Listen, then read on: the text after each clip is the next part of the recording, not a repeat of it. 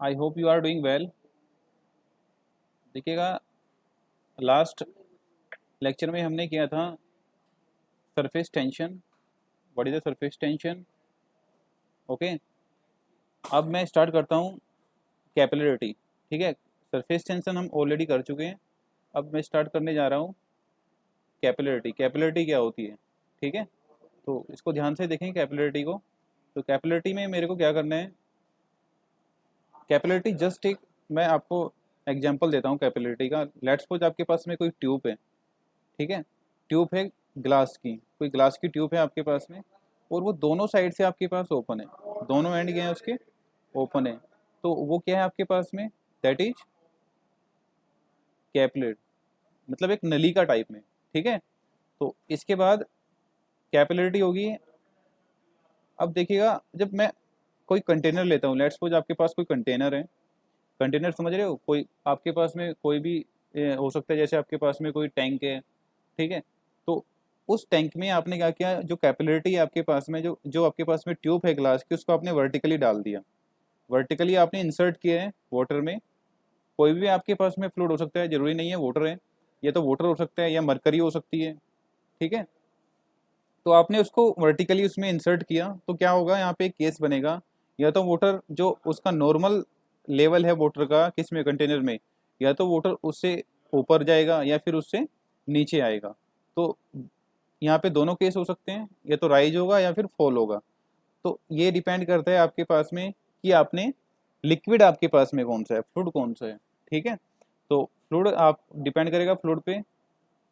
तो अगर राइज हो रहा है तो मैं उसको बोलता हूँ कैपिलरी राइज, अगर फॉल हो रहा है तो उसको मैं बोलता हूँ कैपिलरी डिप्रेशन। ठीक है, तो दोनों केस हैं यहाँ पे, मैंने दोनों आपको बता दिए हैं।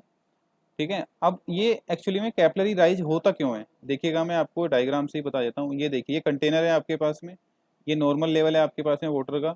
ये ट्यूब है आपके पास में, ये ट्यूब मैंने यहाँ पे इंसर्ट कर दी है। ठीक है, वाटर लेवल लेट्स सपोज यहाँ तक आ गया है। तो ये तो नॉर्मल लेवल था ये वाला, ये नॉर्मल लेवल है वाटर का। ये मेरे पास में जो राइज हुआ है, इसको मैं डिनोट कर, ये हाइट है मेरे पास में एच, इसके एच से मैं डिनोट करता हूँ। ठीक है, ये एच हो जाती है मेरे पास में हाइट। तो अब इस हाइट पे वाटर कैसे गया, कि मतलब कैसे चला गया वहां तक? कोई ना कोई तो उसके पीछे लॉजिक होगा ना, कि वाटर ऊपर क्यों जा रहा है। लॉजिक है बेटा, लॉजिक क्या है? देखिए यहाँ पे जो मेरे पास में क्या है, सबसे पहले आप समझिए एडिशन क्या होता है और बेटा कोहेजन क्या होता है। देखिए एडिशन हम बोलते हैं जब आप जब ये है होता है force of attraction between different different material. मतलब दो आपके पास में मटेरियल है, जैसे यहाँ पे दो दो कौन से हो जाएंगे, वाटर हो जाएगा, वाटर के अलावा यहाँ पे एक ट्यूब है। ठीक है, तो दोनों के बीच एक यहाँ पे फोर्स लगेगा, फोर्स ऑफ अट्रैक्शन, इसको मैं बोलता हूँ एडिशन। तो ड्यू टू एडिशन यहाँ पे क्या होगा, जो वाटर है वो, जो मोटर के मोलिक्यूल्स हैं ना, वो क्या करेंगे, उनमें कोहेजन क्रिएट होगा। कोहेजन क्रिएट होगा तो वो ऊपर की साइड भागेंगे। ठीक है, ऊपर की साइड जाना स्टार्ट कर देंगे। तो इसको मैं क्या बोलता हूँ, इसको मैं बोलता हूँ कोहेजन एडिशन।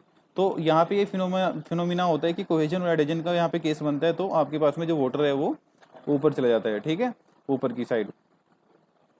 तो इसमें एक्चुअली में जो ये कैपिलरी राइज हो रही है और डिप्रेशन हो रहा है, इसको हम मेजर करते हैं किसमें, सेंटीमीटर में या एमएम में।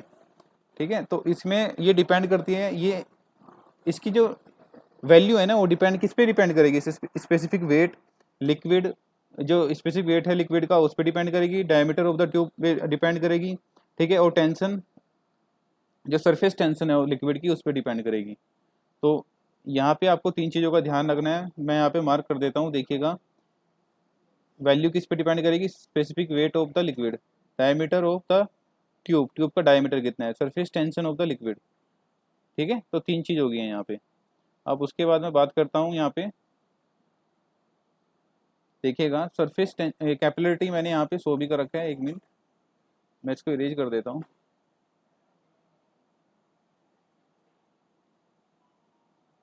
चलिए ऐसे देख लीजिएगा, नहीं हो पा रहा है इरेज।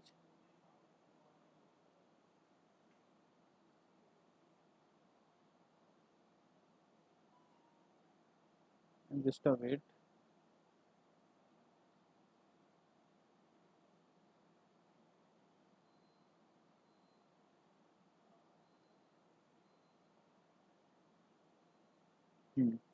तो यहाँ पे मैंने शो कर रखा है, देखिएगा ये मेरे पास में वाटर है, ये नॉर्मल लेवल है वाटर का, ये वाला ये नॉर्मल लेवल है। ये एच हाइट तक मेरे पास में क्या है, ये एच हाइट तक यहाँ पे वाटर राइज हो रहा है। यहाँ पे ये क्या है, ये सरफेस टेंशन लग रहा है, ये फोर्स, इन दोनों के बीच में एक एंगल है, ठीक है, एंगल बन रहे हैं दोनों के बीच में, एंगल है थीटा।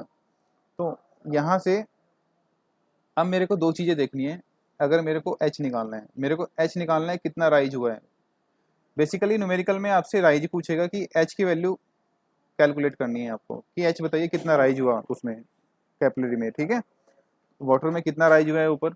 तो उस राइज को निकालने के लिए सबसे पहले मेरे को देखना है कि यहाँ पे वेट कितना है आपके पास में। जो एच हाइट तक वाटर है, इसका आपको वेट देखना है कितना वेट है। तो इसका वेट निकालने के लिए मैं क्या करूँगा, सबसे पहले एरिया देखूंगा, इसका एरिया कितना आ रहा है, ठीक है, एरिया और इसकी डेंसिटी देखूंगा कितनी है, रो जी, ठीक है, और एच हाइट कितनी है।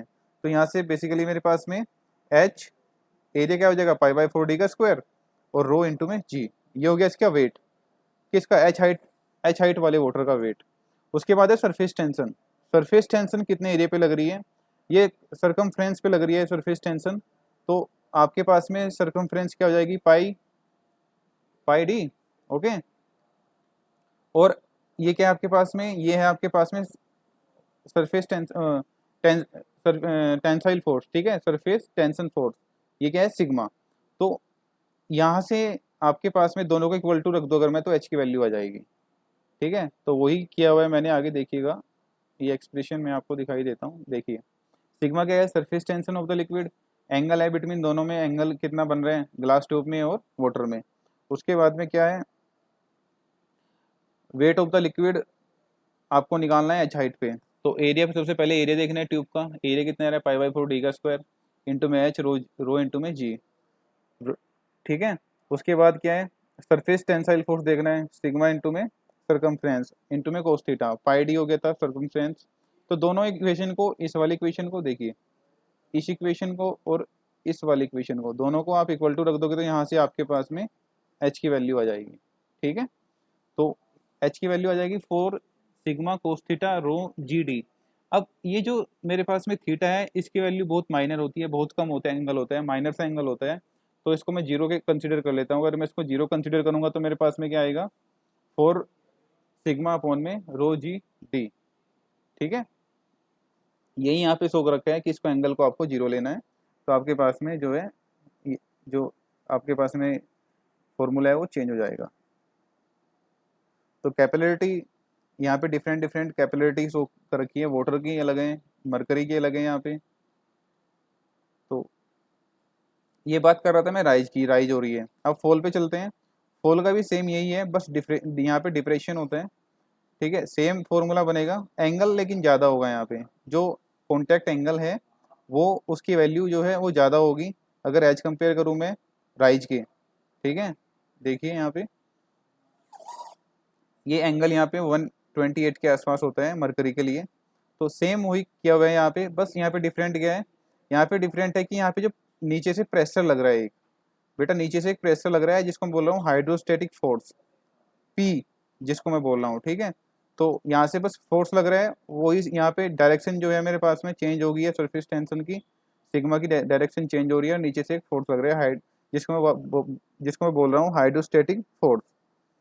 तो यहाँ पे सेम फॉर्मूला वही आएगा, बस थीटा की वैल्यू चेंज होगी, वैल्यू थीटा की चेंज होगी, वो होगी मेरे पास में 128। ओके,